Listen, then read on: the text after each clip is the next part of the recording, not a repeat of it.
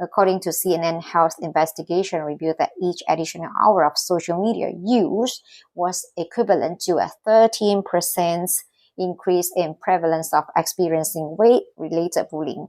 Some findings highlight that adolescents are encountering bullying specifically related to weight, which may further increase the risk for the development of poor body image, disordered eating, depression, and anxiety. This is not an isolated incident. According to UNESCO, 1 in 3 students worldwide experiences school bullying. This is a global pandemic of relational trauma. Every month, bullying affects 1 pupil in 3.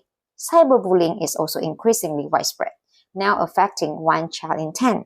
These phenomena have serious consequences not only for learning, but also for the mental health of pupils. Victims of bullying are twice as likely to suffer from severe loneliness, insomnia, and suicidal thoughts. Violence at school disproportionately affects certain groups due to reasons of gender, sexual orientation, socioeconomic status, and other identity markers. Girls are particularly vulnerable. Up to 25% of adolescent girls experience gender-based violence, and up to 40% of these incidents occur at school. Worldwide, 42% of young lesbian, gay, bisexual, and transgender people have been ridiculed, mocked, or threatened at school, mainly by other students because of their sexual orientation or gender identity. Now let's move past the outrage and look at what's actually happening inside a child's brain under this kind of toxic stress. When a child faces repeated threats and social rejection, their amygdala, the brain's fear center, goes into a state of perpetual alarm. It is like a fire alarm that can't be switched off. This directly suppresses the prefrontal cortex, the very part of the brain we need for learning, for reasoning, for emotional regulation. We are quite literally shutting down a child's capacity to learn and thrive in order to prioritize survival. The prefrontal cortex goes dark. The amygdala lights up like a Christmas tree, and it gets worse. The hippocampus, which is crucial for memory formation, actually shrinks under chronic stress. The HPA axis, our central stress response system, becomes completely dysregulated. As Dr. Eleanor Vance from Cambridge Child Development Research Center warns, bullying isn't a normal part of growing up. It is a public health emergency requiring urgent intervention. We must stop normalizing bullying and start treating it as the serious threat to brain development that it is. So, when that little girl in Singapore asked for a box to hide, when William in London, for example, jumped from a building, when those teenagers in California picked up weapons, these weren't just behavioral issues. These were traumatized brains sending their final desperate distress signals. Now I'm going to talk about the 4 toxins, the root causes of the crisis. After working with families across different countries, I've identified the 4 environmental toxins that created this crisis.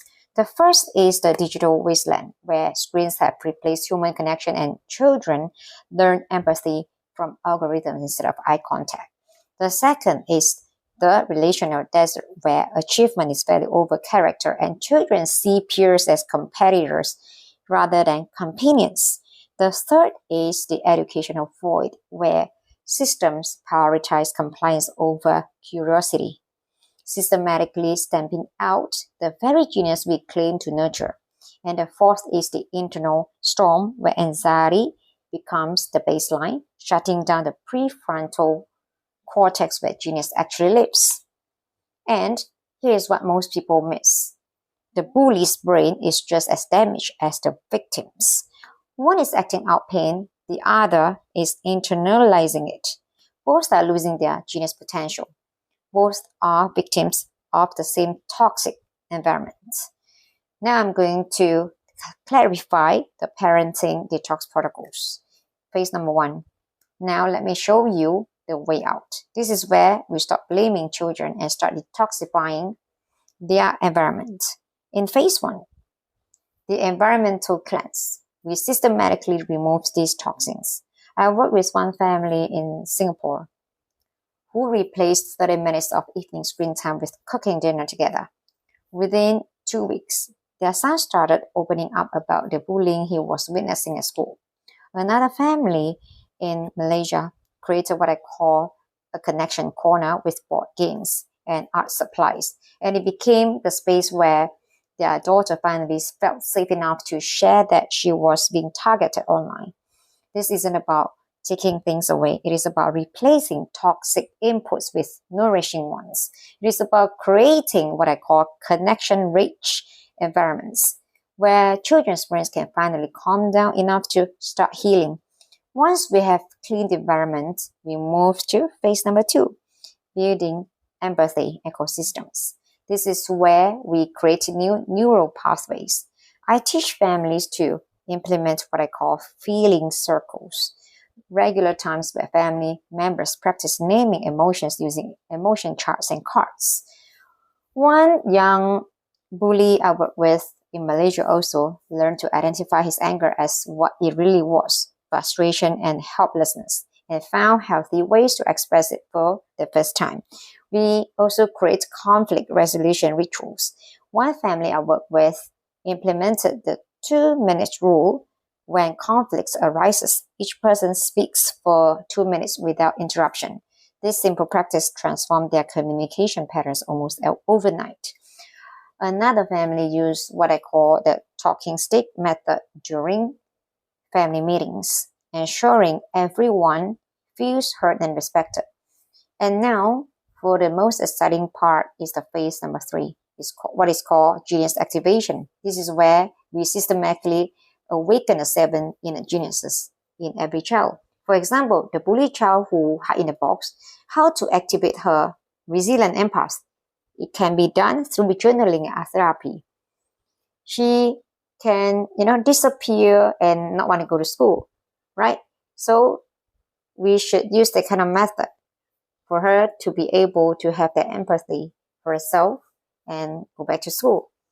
And I've seen children discover their creative innovative genius by solving real family problems like designing better morning routines that ended daily arguments. I've watched a critical detective emerge as children learn to question social dynamics rather than just submitting to them. This isn't theoretical. This is the work I do every day with families across the globe.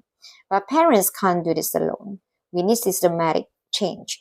Schools need to move from punishment to what I call restorative neuroscience. This means train restorative circles where offending children truly confront the human impact of their actions. Questions like, how do you think your words made her feel? And what do you need to do to begin repairing the harm? These build the empathy circuits that are clearly underdeveloped. We need the dedicated wellness officers in every school for responders for psychological safety, just as we have for physical safety. And we need policymakers to base decisions on child development neuroscience, not just political expediency.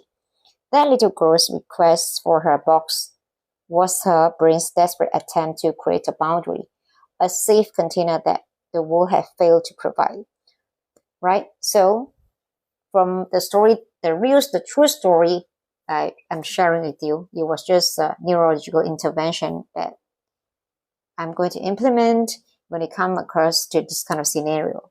So 50 years ago, humanity came together to eradicate smallpox. Today, we face a different virus, one that erodes children's mental health and brain development.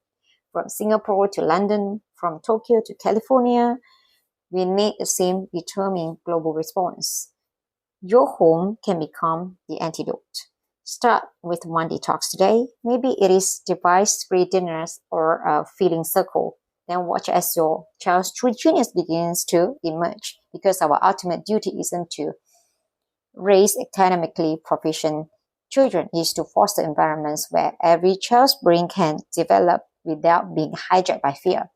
We must build schools and homes that don't force children to seek refuge in boxes, but that are in themselves the safest, most nourishing containers for the magnificent potential within every child. So start your family's detox today. If you like and resonate with what I'm sharing in this video, please hit the like button and the bell. I'll see you in my next video.